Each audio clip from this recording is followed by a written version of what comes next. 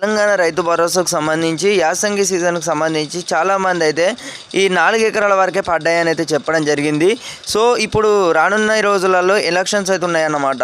So ఈ యొక్క నేపథ్యంలో చూసుకున్నట్టయితే మనకి ఒక రాష్ట్ర ప్రభుత్వం అనేది మరి సర్పంచ్ ఎన్నికలకు ముందే మరి యొక్క రైతు భరోసాకు సంబంధించి మంత్రి తుమ్మల నాగేశ్వరరావు కానీ అవ్వచ్చు, అటు గారు చూసుకున్నట్టయితే రేవంత్ రెడ్డి గారు కూడా చూసుకున్నట్టయితే రేవంత్ రెడ్డి గారు కూడా సీఎం ముఖ్యమంత్రి తెలంగాణ రాష్ట్ర ముఖ్యమంత్రి గారు కూడా చూసుకున్నట్టయితే మనకి ఇప్పటి వరకు రైతు భరోసా యాసంగి సీజన్కి సంబంధించి వారు కూడా చెప్పడం అయితే జరిగింది. ఏంటంటే ఇప్పుడు 4 ఎకరాల వరకే డబ్బులు అనేవి అయితే 4 ఎకరాల వరకే వేసామని అయితే చెప్పడం జరిగిందనమాట. అఫీషియల్ వెబ్సైట్లో కూడా చూసుకున్నట్టయితే మన 4 ఎకరాల వరకు అయితే వేసిర్రు.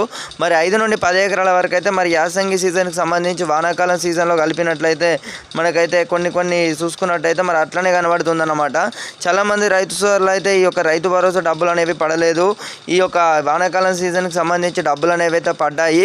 కానీ మాకు ఈ యొక్క ఏదైతే యాసంగి సీజన్ ఉందో దీనికి సంబంధించి మాకు డబ్బులు అనేవి ఇప్పటివరకు కూడా ఈ 4 ఎకరాల వరకు కూడా సగం మందికి అయితే కొంతవరకే కూడా చూసుకున్నట్టయితే పడలేదని అయితే చెప్పడం జరిగింది.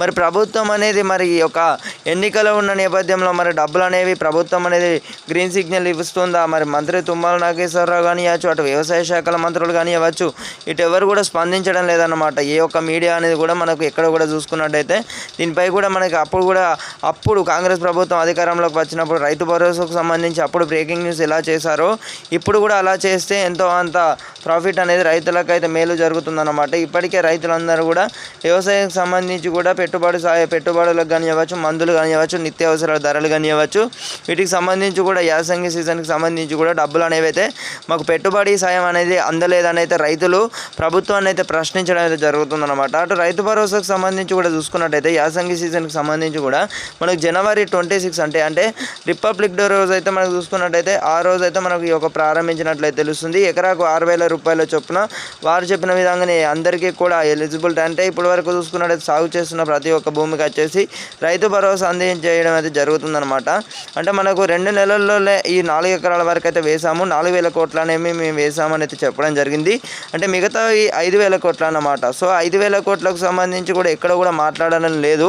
మరి రాష్ట్ర ప్రభుత్వం అనేది ఒక బడ్జెట్ అనేది కూడా చూసుకున్నట్టయితే మనకు వానాకాలం సీజన్లో కలిపినట్లయితే మరి వినిపిస్తున్నాయి. మరి దీనికి సంబంధించి కూడా మనకు అంతంత వరకే ఇన్ఫర్మేషన్ అనేది కూడా దొరుకుతుందన్నమాట.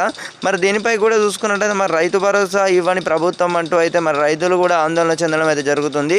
వానాకాలం సీజన్కి సంబంధించి అందరికీ కూడా మరి యాసంగి సీజన్ పట్టుకొచ్చి ఈ యొక్క వానాకాలం సీజన్లో కలిపినట్లయితే తెలుస్తుందన్నమాట. ఎందుకంటే 10-12 ఎకరాల వరకు కూడా డబ్బులు అనేవి అయితే పడడం అయితే జరిగింది. మరి ఇదన్నమాట సంగతి. మరి రాష్ట్ర ప్రభుత్వం కూడా స్పందించడం లేదు కాబట్టి రైతన్నలు కూడా తీవ్ర ఆందోళన అయితే ఉండడం అయితే జరిగింది. మరి రాష్ట్ర ప్రభుత్వం అనేది మరి ఎన్నికలు ఉన్నాయన్నమాట. ఇప్పటికే సెప్టెంబర్ 2 చూసుకున్నట్టయితే మనకి ఒక రాష్ట్ర ప్రభుత్వం కూడా ఈ యొక్క గ్రామాలలో ఉన్న ప్రతి ఒక్కరైతే మనకి ఫోటో జాబితాను కూడా సిద్ధం చేయాలని అయితే ఆదేశించినట్లయితే తెలుస్తుందన్నమాట. గ్రామ పంచాయతీ ఎన్నికలకు కూడా రంగం అయితే సిద్ధమైనట్లయితే తెలుస్తుంది.